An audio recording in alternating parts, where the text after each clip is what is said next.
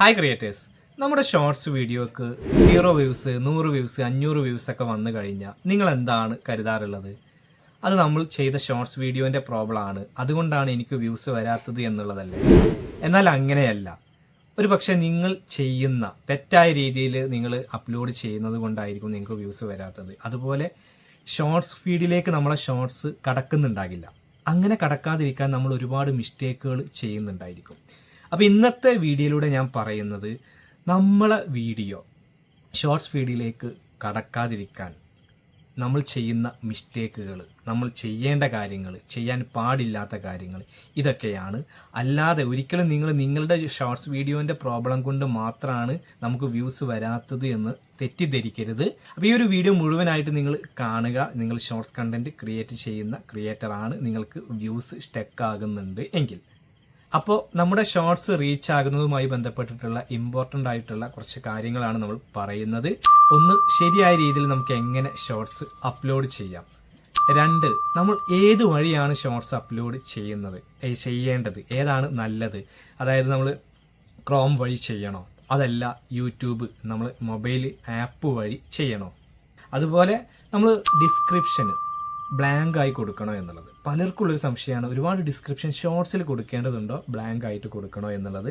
4, എത്ര ഹാഷ്ടാഗുകൾ യൂസ് ചെയ്യണം, ഏത് തരത്തിലുള്ള ഹാഷ്ടാഗുകളാണ് നമ്മൾ യൂസ് ചെയ്യേണ്ടത്. അതുപോലെ നമ്മൾ ടാഗ് സെക്ഷന് ബ്ലാങ്ക് ആക്കി കൊടുക്കണോ അതോ അത് ഫില്ല് ചെയ്ത് കൊടുക്കണോ. അതുപോലെ ടൈമിൻ്റെ കാര്യത്തിൽ ഒരുപാട് പേർക്ക് സംശയമാണ് ഇപ്പോഴും, പെർഫെക്റ്റ് ടൈം ഏതാണ് എന്നുള്ളത്. അപ്പോൾ നമുക്ക് എല്ലാം വളരെ ഡീറ്റെയിൽ ആയിട്ടൊന്ന് ചെക്ക് ചെയ്യാം. അപ്പോൾ നമ്മളൊരു ഷോർട്സ് വീഡിയോ അപ്ലോഡ് ചെയ്യുകയാണ്. അപ്പോൾ ഇവിടെ നമ്മൾ ഷോർട്സ് അപ്ലോഡ് ചെയ്യുന്നത് മുതലുള്ള കാര്യങ്ങളാണ് പറയുന്നത്. അപ്പോൾ അതിന് മുന്നേ നമ്മൾ നല്ല രീതിയിൽ ഷൂട്ട് ചെയ്യുന്നു, എഡിറ്റ് ചെയ്യുന്നു, ഷോർട്സിൻ്റെ ലെങ്ത്തും കാര്യങ്ങളൊക്കെ ഏറ്റവും ബെസ്റ്റായിട്ട് നമ്മളൊരു വീഡിയോ തയ്യാറാക്കി വെച്ചിട്ടുണ്ട്. അത് മുതലുള്ള കാര്യങ്ങളാണ് നമ്മൾ പറയുന്നത്.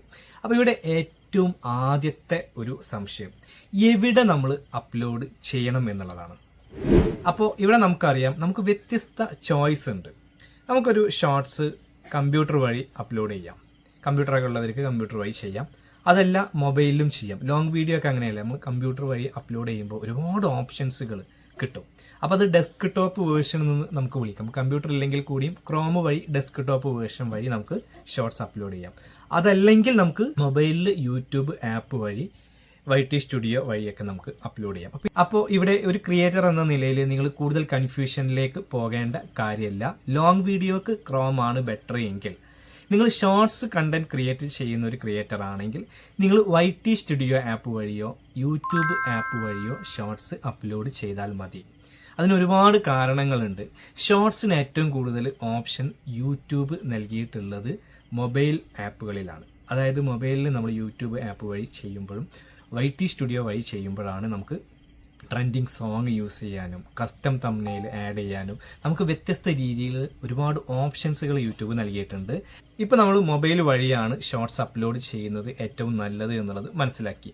അപ്പം ഉടനെ തന്നെ നമ്മൾ നേരിട്ട് പോയിട്ട് യൂട്യൂബ് ആപ്പ് ഓപ്പൺ ചെയ്ത് അല്ലെങ്കിൽ YT സ്റ്റുഡിയോ ഓപ്പൺ ചെയ്തിട്ട് നേരിട്ട് അങ്ങ് ഷോർട്സ് കണ്ടന്റ് ക്രിയേറ്റ് ചെയ്യുകയല്ല വേണ്ടത്. നിങ്ങൾ എപ്പോഴും യൂട്യൂബിൽ ചെയ്യേണ്ട ഒരു കാര്യം, ഇടയ്ക്കിടയ്ക്ക് നിങ്ങൾ എന്ത് ചെയ്യുക, യൂട്യൂബ് ആപ്പ് അപ്ഡേറ്റ് ചെയ്യുക. അതായത് പ്ലേ സ്റ്റോർ ഒന്ന് ഓപ്പൺ ചെയ്ത് നോക്കിയിട്ട് നിങ്ങൾ നോക്കുക ലേറ്റസ്റ്റ് അപ്ഡേറ്റ് എന്തെങ്കിലും അതിൽ കാണിക്കുന്നുണ്ടോ എന്നുള്ളത്. അങ്ങനെ ഉണ്ടെങ്കിൽ നിങ്ങൾ എപ്പോഴും YT സ്റ്റുഡിയോ ആപ്പും യൂട്യൂബും നിങ്ങൾ അപ്ഡേറ്റ് ചെയ്യുക എന്നുള്ളത് വളരെ ഇമ്പോർട്ടൻ്റ് ആയിട്ടുള്ള കാര്യമാണ്. അങ്ങനെ നമ്മൾ നമ്മുടെ ഷോർട്സ് യൂട്യൂബിലേക്ക് അപ്ലോഡ് ചെയ്യുകയാണ്. അപ്പോൾ ഷോർട്സ് സെക്ഷൻ എടുത്ത് നമ്മൾ ഷോർട്സ് സെലക്ട് ചെയ്യുന്നു, അങ്ങനെ പ്രോസസ്സിംഗ് ഒക്കെ കംപ്ലീറ്റ് ആകുന്നു. അങ്ങനെ കംപ്ലീറ്റ് ആകുമ്പോൾ റൈറ്റ് സൈഡിൽ നമുക്ക് ഒരുപാട് ഓപ്ഷൻസുകൾ കാണാൻ കഴിയും. ഇവിടെ നിങ്ങളുടെ വീഡിയോയിൽ ആ ഓപ്ഷൻസുകൾ നിങ്ങൾക്ക് ആഡ് ചെയ്യണം, എഫക്റ്റുകൾ നിങ്ങൾക്ക് കൊടുക്കണം എന്നുണ്ടെങ്കിൽ നിങ്ങൾക്ക് അവിടുന്ന് സെലക്ട് ചെയ്യാവുന്നതാണ്. പക്ഷേ ഇപ്പോൾ നമ്മൾ അതിനെക്കുറിച്ച് ഡീറ്റെയിൽ ആയിട്ട് പറയുന്നില്ല. നമ്മൾ എന്ത് ചെയ്യുന്നു, തൊട്ട് മുകളിൽ ഒരു ആഡ് സൗണ്ട് എന്ന് പറഞ്ഞിട്ടൊരു നമുക്കൊരു ഓപ്ഷൻ കാണാം, മ്യൂസിക്കുകൾ ആഡ് ചെയ്യാനുള്ള. അവിടെ നിന്ന് നമുക്ക് ട്രെൻഡിങ് മ്യൂസിക്കുകൾ നമുക്ക് ആഡ് ചെയ്യാനും കഴിയും. നിങ്ങളുടെ ഷോർട്സുമായി ബന്ധപ്പെട്ടിട്ട് ഏറ്റവും ഇമ്പോർട്ടൻ്റ് ആയിട്ടുള്ള റീച്ച് ആകാനുള്ള പോയിന്റുകളിൽ ഒന്നാണ് ഇത്. അപ്പോൾ ഇവിടെ നമ്മൾ ഏത് സോങ് യൂസ് ചെയ്യുന്നു എന്നുള്ളതാണ്, ഏത് മ്യൂസിക്. അപ്പോൾ നിങ്ങൾ ഏറ്റവും കൂടുതൽ ശ്രദ്ധിക്കേണ്ടത് ഏറ്റവും വൈറൽ ആയിട്ടുള്ള സോങ്ങുകൾ ഇതിലേക്ക് ആഡ് ചെയ്യാൻ ശ്രമിക്കുക. കാരണം വൈറൽ സോങ് നമ്മൾ ആഡ് ചെയ്യുമ്പോൾ നമ്മൾ ഷോർട്സും വൈറൽ ആവാനുള്ള സാധ്യത കൂടുതലുണ്ട്. കാരണം നമ്മൾ ട്രെൻഡിങ് സോങ്ങുകൾ എപ്പോഴും യൂസ് ചെയ്യുക. അപ്പോൾ ഇത് നിങ്ങൾ പലരും ചെയ്യുന്നത് എങ്ങനെയാണ്, അവർക്ക് ഇഷ്ടപ്പെട്ട മെലഡി അല്ലെങ്കിൽ പഴയതൊക്കെ സെർച്ച് ചെയ്ത് എടുക്കാറുണ്ട്. അപ്പോൾ നിങ്ങൾക്ക് അതിന് യോജിച്ചതാണെങ്കിൽ ഒക്കെ അത് ചെയ്യുക. അതല്ല, നിങ്ങൾക്ക് വൈറൽ സോങ്ങുകൾ മാക്സിമം ആ ഷോർട്സിന് യൂസ് ചെയ്യാൻ കഴിയുമെന്നുണ്ടെങ്കിൽ നിങ്ങൾ എപ്പോഴും ട്രെൻഡിങ് ആയിട്ട് നിൽക്കുന്ന വൈറൽ സോങ് തന്നെയാണ് സെലക്ട് ചെയ്യേണ്ടത്. അങ്ങനെ നമ്മൾ സോങ് ആഡ് ചെയ്ത് കഴിഞ്ഞാൽ നമുക്ക് താഴെ അത് അഡ്ജസ്റ്റ് ചെയ്യാൻ കഴിയും. മിക്ക ക്രിയേറ്റേഴ്സും ഇത് യൂസ് ചെയ്യാറില്ല. അതായത് നമ്മൾ വീഡിയോൻ്റെ സോങ് നമുക്ക് കുറച്ച് കൂട്ടണം കുറക്കണം എന്നുണ്ടെങ്കിൽ, അതുപോലെ നമ്മൾ ആഡ് ചെയ്ത വൈറൽ സോങ്ങിൻ്റെ സൗണ്ട് കൂട്ടണം കുറക്കണം എന്നുണ്ടെങ്കിൽ നമുക്ക് താഴെ അഡ്ജസ്റ്റ് ചെയ്യാൻ കഴിയും. അപ്പോൾ നിങ്ങൾ നിങ്ങൾക്കതിൽ കൺഫ്യൂഷൻ ഉണ്ടെങ്കിൽ നിങ്ങൾക്ക് അതിങ്ങനെ ഡ്രാഗ് ചെയ്തിട്ട് നിങ്ങൾക്ക് തന്നെ പ്ലേ ചെയ്യുമ്പോൾ മനസ്സിലാവും എത്രത്തോളം ഇത് സ്യൂട്ടാണ് എന്നുള്ളത്. അപ്പോൾ അതിനനുസരിച്ചിട്ടുള്ള രീതിയിൽ നിങ്ങൾ സൗണ്ട് അവിടെ അഡ്ജസ്റ്റ് ചെയ്യുക. അത് ഒരു കണ്ടന്റ് ക്രിയേറ്റർ എന്ന നിലയിൽ അത് നിങ്ങളുടെ സ്കില്ലാണ്. എത്ര സൗണ്ട് വേണം, ഓൺ വോയിസ് അതിൽ എത്ര വേണം, ഇത് എത്ര വേണം എന്നുള്ളത് അതൊക്കെ നിങ്ങളുടെ നിങ്ങൾ ചെയ്യുന്ന ഷോർട്സുമായി ബന്ധപ്പെട്ടിട്ട് നിങ്ങൾ തീരുമാനിക്കുക. പക്ഷെ അതിനുള്ളൊരു ഓപ്ഷൻ അവിടെയുണ്ട്. അത് ശരിയായിട്ടുള്ള രീതിയിൽ നിങ്ങൾ യൂസ് ചെയ്യുക. അതിനുശേഷം നമുക്ക് നെക്സ്റ്റ് അടിച്ച് മുന്നോട്ട് പോകാം. അപ്പോൾ നമുക്ക് ലെഫ്റ്റ് സൈഡിൽ ഇമ്പോർട്ടൻ്റ് ആയിട്ടുള്ള മറ്റൊരു പോയിന്റ് കാണും. അതായത് നമുക്ക് കസ്റ്റം തംബ്നെയിൽ ആഡ് ചെയ്യാൻ. അത് കസ്റ്റം തംബ്നെയിൽ എന്ന് പറയുമ്പോൾ നമുക്ക് അതിലുള്ള വേറെ ഏതെങ്കിലും ഒരു ഫ്രെയിം നമുക്ക് തംബ്നെയിലായിട്ട് സെറ്റ് ചെയ്യാം. അവിടെ ടെക്സ്റ്റുകളൊക്കെ ആഡ് ചെയ്യാനുള്ള ഇതുപോലുള്ളൊരു ഓപ്ഷൻ കാണാം. അതിൽ ക്ലിക്ക് ചെയ്യുക. ഇവിടെയാണ് മിക്ക ക്രിയേറ്റേഴ്സും പരാജയപ്പെടുന്ന ഒരു കാര്യം. അതായത് അവരുടെ ഷോർട്സ് റീച്ച് ആകണോ വേണ്ടോ എന്ന് തീരുമാനിക്കുന്ന ഒരു ക്രൂഷ്യൽ മൊമെൻറ്റ് ഇവിടെയാണ്. ഇവിടെ നമ്മൾ എങ്ങനെ സെറ്റ് ചെയ്യുന്നു എന്നതിൻ്റെ അടിസ്ഥാനത്തിലാണ്. നിങ്ങൾ മനസ്സിലാക്കുക, ഇവിടെ ഒരു ഐ കാച്ചിങ് മൊമെൻറ്റ് നമ്മൾ കൊടുക്കേണ്ടതുണ്ട്. നിങ്ങൾ വൈറലായിട്ടുള്ള ഒരുപാട് ഷോർട്സുകൾ നിങ്ങൾ ശ്രദ്ധിക്കുക. അവരുടെ ചാനലിലൊക്കെ കയറി നോക്കിക്കഴിഞ്ഞാൽ ആ ഒരു ഷോർട്സിൻ്റെ സംഭവം എന്താണെന്ന് ആ ഒരൊറ്റ രീതിയിൽ തന്നെ അവർക്ക് മനസ്സിലാക്കുന്ന രീതിയിൽ ടെക്സ്റ്റുകളും കാര്യങ്ങളും പിക്ചറൊക്കെ അവർ സെലക്ട് ചെയ്ത് വെച്ചിട്ടുണ്ടായിരിക്കും. അപ്പോൾ ഇത് വളരെ ഇമ്പോർട്ടൻ്റ്. ഇതെങ്ങനെ നിങ്ങൾ യൂസ് ചെയ്യുന്നു എന്നതിൻ്റെ അടിസ്ഥാനത്തിലായിരിക്കും നിങ്ങളുടെ ബാക്കി ഈ ഒരു ഷോർട്സിൻ്റെ പെർഫോമൻസ്. ഇവിടെ സ്വാഭാവികമായിട്ടും നിങ്ങൾക്ക് ഒരുപാട് സംശയം ഉണ്ടായിരിക്കും, എങ്ങനെ നമുക്ക് ഐ ക്യാച്ചിങ് മൊമെൻറ്റ് ക്രിയേറ്റ് ചെയ്യാം, ഇതിലേക്ക് എങ്ങനെ കൊണ്ടുവരാം. അപ്പോൾ ഇതിന് വ്യത്യസ്ത രീതികൾ, കുറച്ച് ട്രിക്കുകൾ ഞാൻ തൊട്ട് മുമ്പുള്ള വീഡിയോയിൽ പറഞ്ഞിട്ടുണ്ടായിരുന്നു. അപ്പോൾ നിങ്ങൾക്കതിൽ സംശയം ഉണ്ട്, നിങ്ങളുടെ ഷോർട്സിൽ നിങ്ങൾക്ക് നല്ല ഡെവലപ്മെൻറ്റ് വേണം, തംബ്നെയിലൊക്കെ അട്രാക്റ്റീവായിട്ട് വേണം എന്നുണ്ടെങ്കിൽ ആ ഒരു വീഡിയോ നിങ്ങൾ മുഴുവനായിട്ട് കണ്ടാൽ മതി. ഞാനതിൻ്റെ ലിങ്ക് ഡിസ്ക്രിപ്ഷൻ ബോക്സിൽ കൊടുക്കാം, അതുപോലെ എൻഡ് സ്ക്രീനിലും കൊടുക്കാം, കാർഡ്സിലും ഞാൻ കൊടുക്കുന്നുണ്ട്. അപ്പോൾ ആ ഒരു വീഡിയോ നിങ്ങൾ മുഴുവനായിട്ട് കണ്ടു കഴിഞ്ഞാൽ ഐ ക്യാച്ചിങ് മൊമെൻറ്റ് നിങ്ങൾക്ക് ഒരു പരിധി വരെ പരിഹരിക്കാൻ കഴിയുന്നതാണ്. ഇവിടെ നിങ്ങളുടെ വീഡിയോയിൽ ഒരു ഐ കാച്ചിങ് മൊമെൻ്റ് ഇല്ല എന്നുണ്ടെങ്കിൽ നമുക്ക് മാനുവലി അത് ആഡ് ചെയ്യാൻ പറ്റും. നമ്മൾ വീഡിയോ ക്രിയേറ്റ് ചെയ്യുമ്പോൾ അതിൽ അവസാനത്തിൽ നമുക്കൊരു 0.4 സെക്കൻഡൊക്കെ നമുക്ക് അതിലേക്ക് മാനുവലി ഒരു ഫോട്ടോ ആഡ് ചെയ്ത് കൊടുത്തിട്ട് തംബ്നെയിൽ സെറ്റ് ചെയ്ത് വെക്കാൻ പറ്റും. ഫോർ എക്സാമ്പിൾ ഇപ്പോൾ നമ്മൾ ഷോർട്സ് വീഡിയോയിൽ നമ്മളൊരു സണ്ണി ലിയോൻ്റെ ഒരു ഫോട്ടോ അവിടെ ഒരു ലാസ്റ്റ് ഒരു 4 സെക്കൻഡ്, അതൊരു വീഡിയോയിൽ ഇല്ലാത്ത ഒരു സംഭവമാണ്. പക്ഷേ സണ്ണി ലിയോൻ്റെ ഒരു ഫോട്ടോ നമ്മൾ കൊടുന്ന് വെച്ച് കഴിഞ്ഞാൽ ഇവിടെ വന്നിട്ട് നമ്മൾ ഫ്രെയിം സെറ്റ് ചെയ്യുമ്പോൾ സണ്ണി ലിയോൻ്റെ ഫോട്ടോ നമുക്ക് തംബ്നെയിലായിട്ട് ആഡ് ചെയ്യാൻ കഴിയുന്നതാണ്.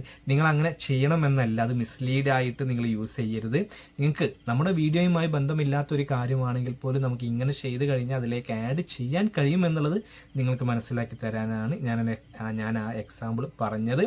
അപ്പോൾ ആ രീതിയിൽ നമുക്കത് യൂസ് ചെയ്യാം. അപ്പോൾ നിങ്ങളുടെ വീഡിയോക്ക് അനുയോജിച്ച രീതിയിൽ നിങ്ങളത് തംബ്നെയിൽ സെറ്റ് ചെയ്യുക. മിസ്ലീഡ് ചെയ്യുന്ന രീതിയിൽ ചെയ്യണം എന്നല്ല ഞാൻ മീൻ ചെയ്തത്. അടുത്ത ഓപ്ഷൻ ടൈറ്റിൽ കൊടുക്കുന്നത് വളരെ ഇമ്പോർട്ടൻ്റ് ആയിട്ടുള്ള ഒരു പോയിന്റ് ആണെന്ന് പറയാം. അപ്പോൾ നമ്മൾ എപ്പോഴും ടൈറ്റിൽ കൊടുക്കുമ്പോൾ എന്തെങ്കിലും വാരി വലിച്ചങ്ങ് കൊടുക്കുന്നതിന് പകരം ആദ്യത്തെ ടെക്സ്റ്റുകൾ തന്നെ ഏറ്റവും ഇമ്പോർട്ടൻ്റ് ആയിട്ടുള്ള ടെക്സ്റ്റ് ആയിരിക്കണം. നമ്മുടെ വീഡിയോയുടെ നാച്ചർ വിളിച്ച് പറയുന്ന ഒരു സംഭവമായിരിക്കണം. അപ്പോൾ ആദ്യത്തെ 1-2 ഒരു 2 കീവേഡുകൾ അത് അത്രയും സ്ട്രോങ് കീവേഡ് ആക്കാൻ നിങ്ങൾ ശ്രമിക്കുക. വ്യൂവേഴ്സിൻ്റെ അറ്റൻഷൻ കിട്ടാൻ, നമുക്ക് CTR ഒക്കെ കൂട്ടാൻ പറ്റുന്ന രീതിയിലുള്ള ഒരു ക്യാച്ചിങ് ആയിട്ടുള്ള ടൈറ്റിലാണ് നിങ്ങൾ കൊടുക്കേണ്ടത്. ഇവിടെ നമ്മൾ ടൈറ്റിൽ കൊടുക്കുമ്പോൾ ഇപ്പോൾ സാംസങ് S25 അൾട്രയെ കുറിച്ചാണ് നമ്മൾ വീഡിയോ ചെയ്യുന്നതെങ്കിൽ അത് കൊടുക്കുക. നമ്മളിങ്ങനെ ആലോചിക്കുക ഏറ്റവും ബെസ്റ്റ് ആയിട്ടുള്ള കീവേഡ്, അല്ലെങ്കിൽ സെർച്ച് ചെയ്യുക. അപ്പോൾ Samsung S25 ultra hidden feature, അല്ലെങ്കിൽ iPhone 16 ഹിഡൻ ഫീച്ചർ, അതല്ലെങ്കിൽ നമ്മൾ കിച്ചൺ ഹാക്കിംഗ് ടിപ്സ്, ഈ രീതിയിലൊക്കെ നമ്മൾ എഴുതി കൊടുക്കാം. അപ്പോൾ ആദ്യത്തെ 2 കീവേഡുകൾ, 2 ഒരു ലെറ്റർ ക്യാപിറ്റൽ ലെറ്ററിൽ കൊടുത്തു കഴിഞ്ഞാൽ ഓഡിയൻസിൻ്റെ ഭാഗത്ത് നിന്ന് അറ്റൻഷൻ കൂടുതലായിട്ട് കിട്ടും. അതിൽ തന്നെ ഇപ്പോൾ iPhone 16 ഹിഡൻ ഫീച്ചേഴ്സ് എന്ന് കൊടുത്തിട്ട് അതിനനുസരിച്ചിട്ടുള്ള മൊബൈൽ ഫോണിൻ്റെ ഇമോജിയോ അതല്ലെങ്കിൽ വേറെ നമ്മൾ എന്ത് ടൈറ്റിലാണോ കൊടുക്കുന്നത് അതൊന്ന് വിഷ്വലി കളർഫുൾ ആകാൻ വേണ്ടിയിട്ട് അതുമായി ബന്ധപ്പെട്ടിട്ടുള്ള ഒരു ഇമോജി കൂടി നമുക്കിതിലേക്ക് ആഡ് ചെയ്യാം. അപ്പോൾ ക്യാപിറ്റൽ ലെറ്ററിൽ ഫസ്റ്റ് 2 കീവേഡ് കൊടുക്കാം. ശേഷം നമുക്ക് എന്ത് ചെയ്യാം, അത് എന്തിനെ കുറിച്ചാണ്, ഗാർഡനിങ് ആണെങ്കിൽ അതിനനുസരിച്ചുള്ള ഇമോജി, സ്മൈലി, ഫയർ, ഫ്രൂട്ട്സോ അലേർട്ടിൻ്റെ എന്തോ ആയിക്കോട്ടെ നമ്മളത് കളർഫുൾ ആക്കുക. ശേഷം നമുക്ക് #ടാഗ് ടൈറ്റിലിൽ കൊടുക്കണമെന്ന് നിർബന്ധമില്ല. ഇനി കൊടുക്കണം എന്നുണ്ടെങ്കിൽ തന്നെ ഏറ്റവും റെലവൻ്റ് ആയിട്ടുള്ള ഒന്ന് കൊടുത്താൽ മതി.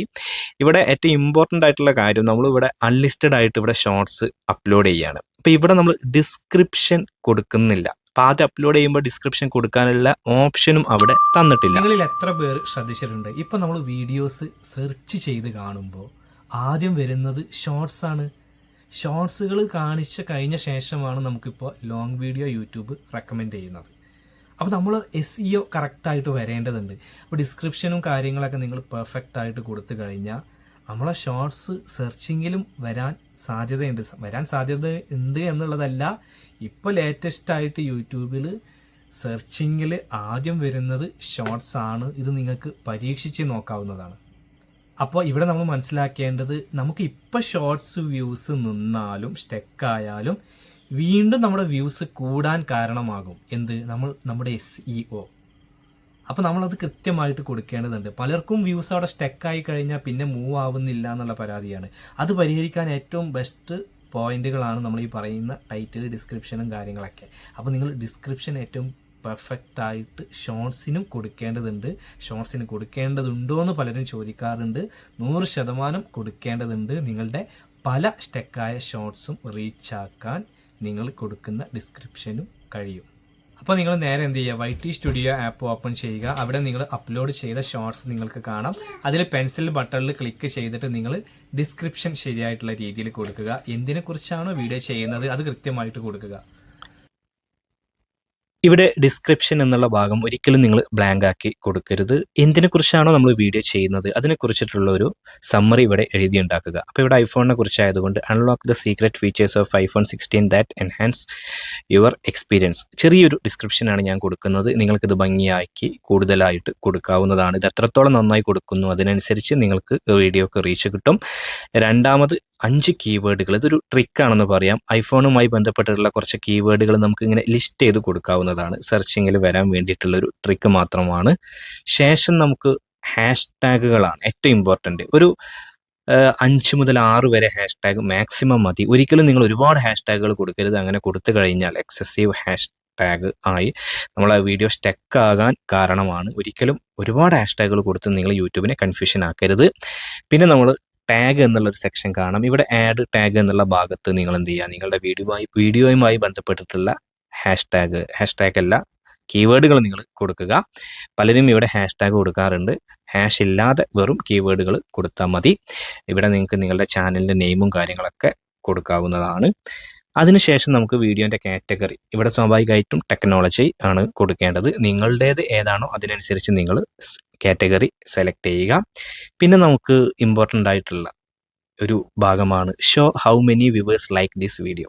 എപ്പോഴും നിങ്ങളിത് ഓഫ് ആക്കിയിടുക. കാരണം ഒരു പക്ഷെ നമുക്ക് ലൈക്ക് കുറവാണെങ്കിൽ ആ കുറഞ്ഞ എണ്ണം അവിടെ കാണിക്കുമ്പോൾ നമുക്കൊരു നെഗറ്റീവായിട്ട് തോന്നും വ്യൂവേഴ്സിന്.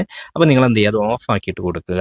ശേഷം നിങ്ങൾക്ക് hello video and audio remix, ഇത് നിങ്ങൾ അലോ കൊടുക്കുക. കാരണം ഇത് അലോ കൊടുത്തു കഴിഞ്ഞാൽ നമ്മൾ വീഡിയോ ഓഡിയോ ആരെങ്കിലും റീമിക്സ് ചെയ്ത് കഴിഞ്ഞാൽ അവരുടെ വീഡിയോ വീണ്ടും വൈറലായി കഴിഞ്ഞാൽ അത് നമുക്ക് ബെനിഫിറ്റ് ആണ്. ഇതൊക്കെ ചെയ്ത് കഴിഞ്ഞാൽ നമുക്ക് സ്വാഭാവികമായിട്ടും പബ്ലിക് ആക്കാം. നമ്മുടെ വീഡിയോ പബ്ലിക് കൊടുത്ത് സേവ് ചെയ്യുന്നു. പക്ഷേ ഇവിടെ ഏറ്റവും വലിയൊരു ക്വസ്റ്റ്യൻ, ഏത് സമയമാണ് നല്ലത് ഷോർട്സ് അപ്ലോഡ് ചെയ്യാൻ? ഒരുപാട് പേര് ചോദിക്കുന്ന ഒരു കാര്യമാണ്. നമുക്കെല്ലാവർക്കും വ്യത്യസ്ത ഓഡിയൻസ് ആണുള്ളത്.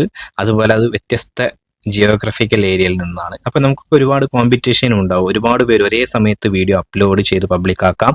അപ്പോൾ നമ്മൾ ഏറ്റവും റെലവൻ്റ് ആയിട്ടുള്ള സമയം നമ്മൾ കണ്ടെത്തുക. നമ്മുടെ ഓഡിയൻസ് എപ്പോഴാണോ ആക്റ്റീവ് ആയിട്ടുള്ളത് ആ ഒരു സമയം, അത് നിങ്ങൾ കുറച്ച് ഷോർട്സ് ചെയ്യുമ്പോൾ തന്നെ നിങ്ങൾക്ക് മനസ്സിലാക്കാവുന്നതാണ്. അപ്പോൾ ഞാനൊരു ടൈം റെക്കമെൻഡ് ചെയ്യുമ്പോൾ അത് നിങ്ങൾക്ക് യൂസ്ഫുൾ ആകണം എന്നില്ല. ഫോർ എക്സാമ്പിൾ ഇപ്പോൾ നമുക്ക് ഞായറാഴ്ച, പലരും നല്ല രീതിയിൽ വീഡിയോ ചെയ്യുന്നവരാണ്, പക്ഷേ ഞായറാഴ്ച പലർക്കും വീഡിയോക്ക് വ്യൂസ് കിട്ടാറുമില്ല. കാരണം അവരുടെ ഓഡിയൻസ് ആ ഒരു സമയത്ത് അവരുടെ ആ ഒരു ഒഴിവ് ദിനം വേറെ രീതിയിൽ ചെലവഴിക്കുന്നവരായിരിക്കാം. അപ്പോൾ നിങ്ങൾ എപ്പോഴും നിങ്ങളുടെ ഓഡിയൻസ് എപ്പോഴാണോ ഫ്രീ എന്നുള്ളത് നിങ്ങളൊന്ന് ജസ്റ്റ് ഒന്ന് ആലോചിച്ച് റെഫർ ചെയ്ത് കണ്ടെത്തി ഏറ്റവും ബെസ്റ്റ് ടൈം നിങ്ങൾ ചെയ്യുക. എല്ലാവരും വീഡിയോ ഒരേ സമയത്ത് ചെയ്യുന്നതാണെങ്കിൽ നിങ്ങൾ അതിൽ നിന്ന് മാറ്റിപ്പിടിച്ച് ചെയ്യുന്നത് നല്ലതാണ്. ഫോർ എക്സാമ്പിൾ നിങ്ങൾ 4 മണിക്കാണ് ചെയ്യുന്നതെങ്കിൽ ഒരു 4:05 അല്ലെങ്കിൽ 3:55 3:59 അങ്ങനെ ഒറ്റപ്പെട്ട സമയം തിരഞ്ഞെടുക്കുന്നത് നല്ലതാണ്. കാരണം ഒരുപാട് പേര് ഈ ഒരു റൗണ്ട് സമയങ്ങളിൽ പബ്ലിക് ആക്കാറുണ്ട്. അപ്പം നോട്ടിഫിക്കേഷനും കാര്യങ്ങളൊക്കെ സ്റ്റക്ക് ആവാനും ചാൻസ് ഉണ്ട്. അപ്പം ഈ ഒരു കാര്യങ്ങൾ മനസ്സിലാക്കിയിട്ട് വേണം ഇനി മുതൽ നിങ്ങൾ ഷോർട്സ് അപ്ലോഡ് ചെയ്യാൻ. അപ്പോൾ ഇത്രയും കാര്യങ്ങൾ ശ്രദ്ധിച്ച് വേണം ഇനി നിങ്ങൾ ഷോർട്സ് വീഡിയോ ചെയ്യാൻ. അപ്പോൾ ഇതുമായി ബന്ധപ്പെട്ടിട്ട് നിങ്ങൾക്ക് എന്തെങ്കിലും സംശയം കാര്യങ്ങളൊക്കെ ഉണ്ടെങ്കിൽ നിങ്ങൾ താഴെ കമൻറ്റ് ബോക്സിൽ പറയുക. നിങ്ങൾക്ക് ഈ ഒരു വീഡിയോ ഉപകാരപ്പെട്ടുവെങ്കിൽ തീർച്ചയായിട്ടും നിങ്ങൾ ലൈക്ക് ചെയ്യുക. നിങ്ങൾ ഈ ആദ്യമായിട്ടാണ് ഈ ചാനൽ കാണുന്നതെങ്കിൽ ചാനൽ സബ്സ്ക്രൈബ് ചെയ്യുക, കൂടാതെ ബെൽ ബട്ടൺ കൂടി അമർത്തുക. അപ്പോൾ യൂസ്ഫുൾ ആയിട്ടുള്ള മറ്റൊരു യൂട്യൂബ് ടിപ്സുമായിട്ട് നമുക്ക് വീണ്ടും കാണാം. അതുവരെ ബൈ.